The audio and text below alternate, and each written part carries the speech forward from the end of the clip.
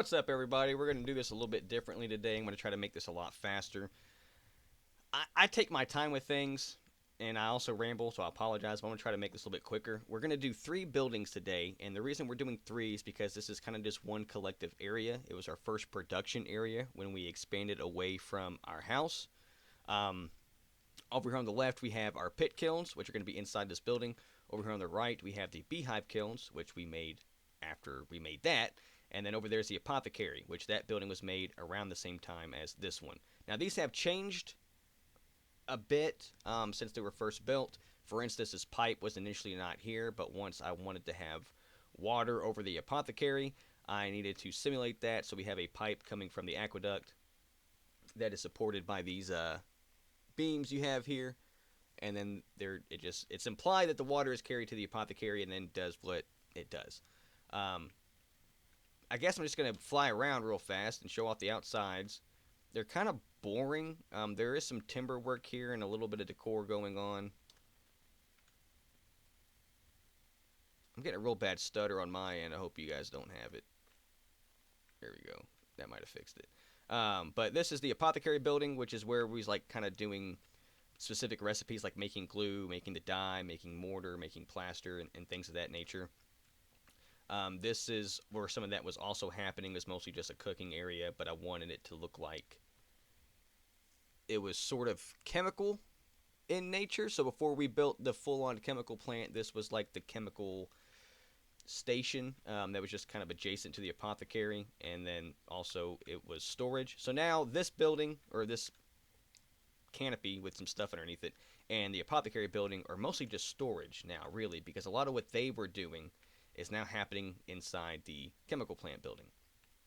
Beehive kiln, obviously, I should keep flying on what I'm doing. Beehive kiln obviously still gets used because I need the different colored bricks and shingles, and then the regular pit kiln also gets used when I just need like a lot of bowls for oil lamps, or if I don't particularly care what color brick I'm getting out of there, and it saves on the fire clay bricks as well. But I think it might be less fuel efficient than running the beehive kiln. But also the beehive kiln takes a while to fill up, and I feel like you should only run it when you're at max anyway. I'll take a quick peek in here, and we're not quite there yet. So the pit kilns just tend to be a little bit faster to get some results. So for small scale, it's fine. But if you're making mass quantities or stuff, like really, I wish I had 3 more beehive kilns. But that's what I anticipate. That right there. The 3 is what I anticipated I would need. That's what I built, and so I'm working with it. I could do a bigger building somewhere else to make it, but then I'm getting further away from my base, and I'm trying to keep everything within running distance, ideally.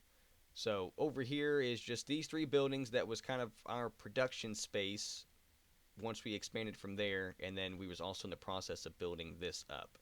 So these are some of the earlier buildings that I did, and they again, some things have been changed, different colored shingles and things like that.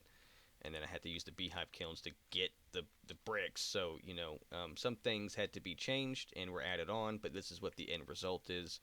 But things have also changed a lot in my building style since I've done these. So take the inspiration that you can from the exteriors and ultimately the interiors of these that you can, but these are some of the older things, and you can see that I do things differently. I chisel a lot more. I rely on custom chiseled pieces a lot more than what I was doing at the time here. But I still felt like it needed to be shown off just for consistency and coherence sake, because I've showed off everything else, and I did do a quick bump in, bump out tour of this space on the initial base tour. So we're going to start with the pit kilns because it was the first building we did. It's, again, some of this stuff is just pointless decoration. Like I have some tool hooks, racks on the side, and then actual usable racks right there. Barrel of peat, sticks, just to facilitate that this is storage for those items, which can be accessed inside and out. I thought that was a little nice piece of quality of life to include. Chiseled piece, which just comes from my apothecary, and maybe it's like holding bottles that you would drink on the job while you're handling the pit kiln. You know, fire and alcohol goes really well together. Maybe it's just a clay mold, or maybe it's a weird ass toolbox. You know, it's just the implication is what I go off of. And like this barrel, what is this barrel for?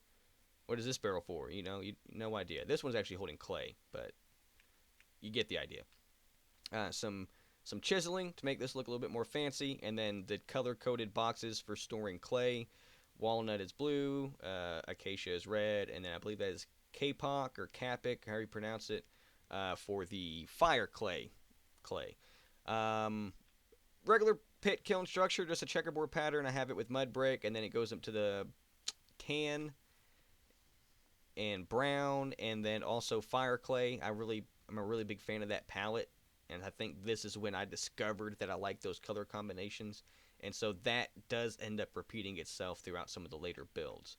Some of the metal framing, there is a space for smoke to go up, but I have it blocked off and just put a light up there. It just is supposed to look like the chimneys actually fucking work. But this is where we just smack down the clay for the clay forming. We'll usually do it like if we need to make a bunch of bowls, we'll set all the bowls down like in a row and then work on them all at the same time and just build them up, kind of like an assembly line in a factory. And that is, I found, the most efficient way for us to scale up the clay forming. But I think there are mods that make that little mini game less time consuming or maybe more efficient. But I like the way me and my wife do it. Giggity. So while she was in here smacking it, giggity, I needed this space, so this was cut out. I added this little walkway to expand into here, which is now highly decorated with some towels and a sieve and some clutter. Maybe those are shield hoops, but maybe those are frames for, you know, shaving off the edges of this storage vessel. Here's another barrel of clay, bucket of water, some bricks being laid out. Maybe this trough is like a brick mold, more storage for clay on the shelves. Crate full of ceramic, and then I think this is a medium crate full of broken ceramic from the clutter. And then more tools hanging up on the tool racks, and then the tool hooks as well. Ceiling in here is pretty simple, but it's also small. I felt like this was enough to, you know, it's a fucking ceiling. There's only so much you can do, and if I was to try to make this more ornate, it would just be a hassle, and I don't know. I feel like it wouldn't look right, and it would take up a lot of space, and I needed this to be, I don't know, simple. Yeah, that's the word, simple. I needed to be simple. So I kept it simple, stupid. But you just come out the side door and you're back out here. This is just some furnaces for cooking glue and things like that off the back of the apothecary, which is what that storage is for. The implied water system that is typical of my build that hooks into the apothecary. And then the chimneys on the top of the beehive, or not beehive, pit kilns. I wish you could put campfires in the top of these that would just burn and burn and burn, so we could always have smoke coming out of it because of that ambience. I guess you could also just chisel smoke using the different gray blocks, but that would be a tall ask, and I ain't doing that, Chief. But that's the pit kilns. Again, this building is really simple. I do want to gussy it up, and so I'll probably show this stuff off again. I say, at the end, once all this stuff, this area is finished, like I'm done with this part of the build, this section of my world, and I feel like it's done, I will do one more final tour of it, probably a big, long, hour-long video or something, just to show everything off, but this definitely needs to have something done with it. I'm just not sure how to pretty up the front. But that's the pit kiln building. We'll go ahead and again, furnaces, storage underneath for the fuel, and then storage to the left and right for the things you'll be making or using to make, and then the space on the side of the apothecary building, which is what we're getting to now. We was doing the dyes on the back of this puppy, but there's no water source, so I put a hole right here with some water, put a grate over top of it, and I think this piping makes a nice gutter. So just something to consider in your world. Again, ebony, really great wood, giggity. Can't recommend it enough, especially if you're having lighter tones on your builds. I'm sorry, lighter brown tones. That goes really good with the brown. Ebony just works. It's nice. It's chocolate. It's delicious. I love it. I do wish there was other darker woods, but this and pine and acacia strike me as like higher quality woods. and so those should be reserved for like furniture and trimming and stuff like that. So that's kind of what I tend to use it for. And you can see the pipe that runs from the aqueduct kind of connects right here, and then it's implied that it can diverge into different spots. This one goes to the factory, that one goes to the initial chemical area, which looks kind of like, you know, some brewing equipment, and then it just connects through here. I kind of like having this here versus just an open air space. It makes it feel more cluttered, and it kind of turns this into a tunnel or like a covered walkway, even though it's not technically covered. But there's something above you, and I just, in my mind, I think that works. But we're going to go inside the apothecary, and shabam! I feel like it's pretty cozy. It's, again, there's a lot of chiseled pieces in here now, like this angled chair, which I'm actually really proud of.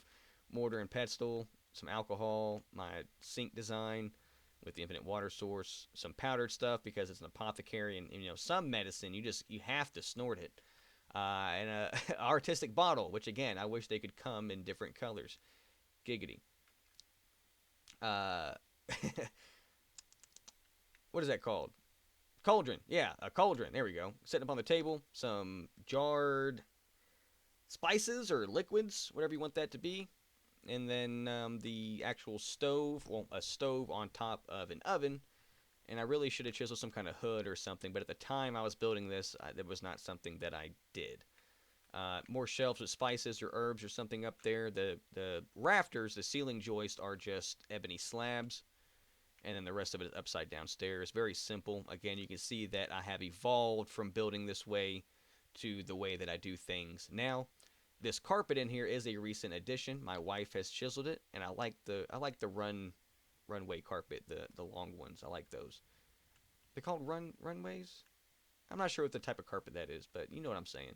More shelving. This is all storage now. I do have this little desk sitting here for, you know, just to spice things up, make it look nicer, and just having crates lining the whole fucking wall like Minecraft. They are labeled for the most part. Everything has a label except that guy. Just so I can know where to put stuff. But again, a lot of this is being, like, actually being produced over, or having stuff produced from it over in the chemical plant now. So this is just storage, and I wanted it to look nice. And I feel like I accomplished that. Just the shelves everywhere, trying to just cover every open space of wall with some kind of textured block really just does a lot, as long as it's not nonsense. But you could also actually chisel the wall itself and put stuff on the wall. If you check out my map room pictures on Reddit, you'll see where I've chiseled like signs and maps and notices and stuff like physically onto the wall. So they look two-dimensional, but it gives it a pretty cool effect. And that's just another way you can spice things up. I'll have to make sure to include a tour of that room so I can go over that lesson with you guys as well. Real simple window stuff. I do like doing the sills onto the inside and making that where I do my chisel work. There's no curtains or shutters or blinds or anything coming off of this one, though. I think that's really all to show in the apothecary. It's mostly just pretty stuff now because nothing is really being done in here. Stuff could be done because all the equipment is still here. It's just we're going to make so much at such a scale that we have somewhere else to do it now. Giggity. Just take a look around, take some pictures while I'm going through here just so you can get all your inspiration and everything. And then we'll finish I'll go ahead and show this off a little bit more detail before I go to the last building. This is, again, the chemical spot where it's implied that you can boil stuff or condense it, distill it, what have you, but there's just fireplaces underneath each of these things so you can use the actual game mechanic of cooking. And I've chiseled all these copper pieces to make it look like it's this contraption. There's a hopper, a chute, Archimedes screw, an elbow coming off of this, and then a custom chiseled copper water basin to be a water source. As again, we were doing stuff over here. But what this was supposed to look like what the implication of this was, has now been scaled up and transferred to this actual chemical plant, which I cannot wait to show off to you guys. I just feel like I kind of gotta stick to doing things in as much of a chronological order as possible, if that makes sense. A little beam coming out to support the pipe, just to keep that supported. It would be weird if it was just hanging there, and I didn't want to attach it to this post, and I didn't want to put something right here or even right here. I wanted people to be able to walk around fairly easily, and keeping the actual support structure bolted to the wall and elevated off the ground was a useful way and an interesting way to accomplish that, in my opinion. And here's the actual beehive kilns that I have chiseled up and made taller and put, smokestacks on them. And then I've put these metal and oak, or not oak, ebony bits, metal and ebony on the sides next to the actual doors for the beehive kiln. And I'll go back over here. I don't know why I'm telling you what to do it. You can see me fucking do it. Give you another pass by.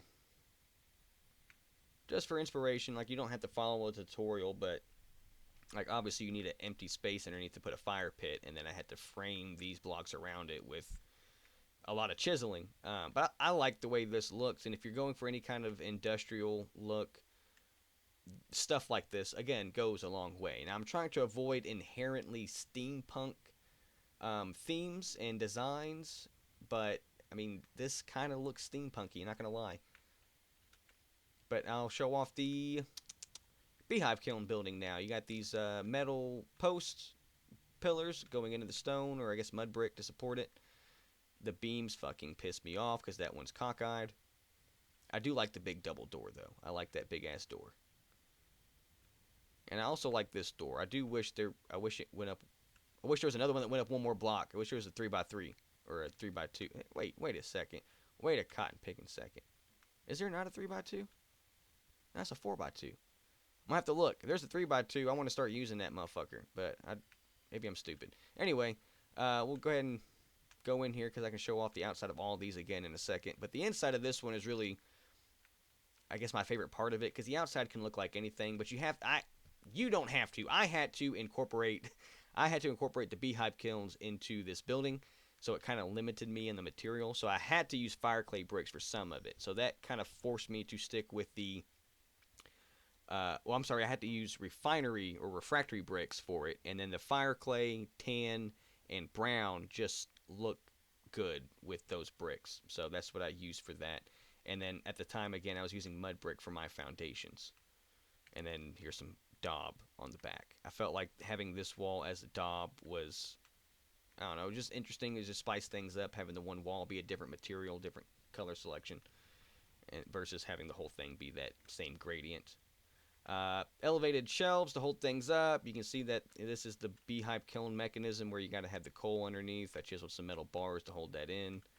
Some soldier bond bricks to separate the foundation from the rest of the structure. And then in here is just the beehive kilns, which, kind of take forever to fucking fill up. And then storage for bricks, fired and unfired. And then storage for shingles. There's more bulk storage in other places, but like I said before, I've said it once, I said it 1,000 times, you can never have too much storage.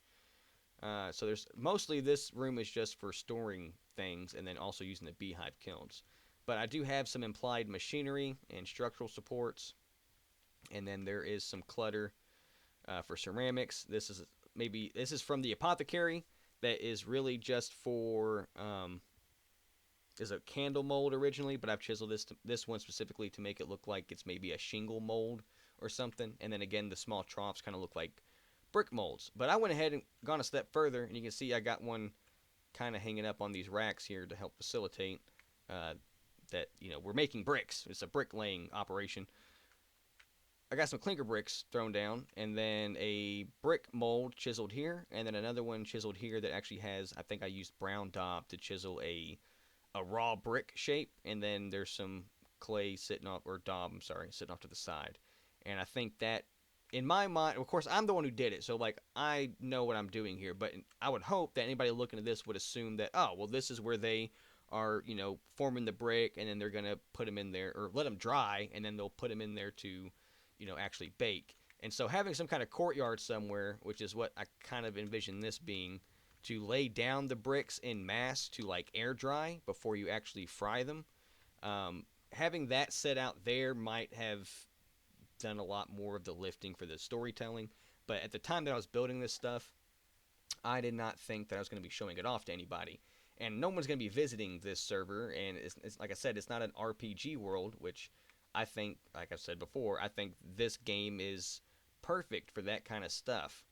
I used to play custom RPG maps in Minecraft back in the day, so doing that on Vintage Story just seems like it'd be even more fulfilling. So if you're doing something like that, having a big old yard with the bricks just laid out and then a couple of those brick molds or the small troughs would help sell that to your audience. But I think I've rambled enough about it. I think I've showed off everything that I need to show off. Just take a couple looks. Again, I'm just going to fly around so y'all can take pictures. Someone said in the last video that it was quiet, and from what I can tell, it is quieter than my other videos, but I'm really not sure what I did differently. So as I'm flying around here, I'm just going to advise you that if you would like to leave me any kind of feedback, the feedback I'd appreciate right now is about sound quality, because I want to make sure that I'm not too loud and that I'm not too quiet. I know that there's some issues with like feedback and background noise. I have a shitty mic and I have shitty recording equipment and I have a shitty computer right now. Thanks, Elon Musk. So right now, since everything's shitty, the quality, this is really about as good as it's going to get. The only thing I can really adjust is like the volume. So any feedback on that would definitely be appreciated. But beyond that, the typical feedback like, hey, change your style, ramble less, make more jokes, make the video shorter, stuff like that, also very useful. And if there's anything that I'm flying around, excuse me, don't mean to cough. If there's anything I'm flying around looking at that you want to see next, that you want me to prioritize, or if there's anything in the other videos that I've already showed off that you want me to focus more on, let me know too. I'm always looking for ideas for content. I don't have good recording equipment, and I don't know how to use the various camera functions in this game. So time lapses and flybys and all that stuff are probably out of my scope. So because I'm a bit limited in the formatting of my content, any kind of ideas y'all can give me about what to put, like what to show off or give a tour of, would be super helpful. I could try to do a how to build thing if y'all were interested in something like that, or a how to chisel maybe. But unless y'all ask for it, I'm probably not going to do that because that just sounds like a lot. And I don't know which piece y'all would like to see the most of. So any and all feedback is just going to be appreciated, and it will definitely help me out. And for algorithm's sake, like, comment, and subscribe. Everybody who has been doing that, you guys are absolutely wonderful. I appreciate every single one of you motherfuckers. But I think I've taken up long enough. I'm going to bet this motherfucker's still like 32 goddamn minutes, even though I try to be quick. But I guess that's all I had to say. Thank you guys so much, and until next time. Toodaloo.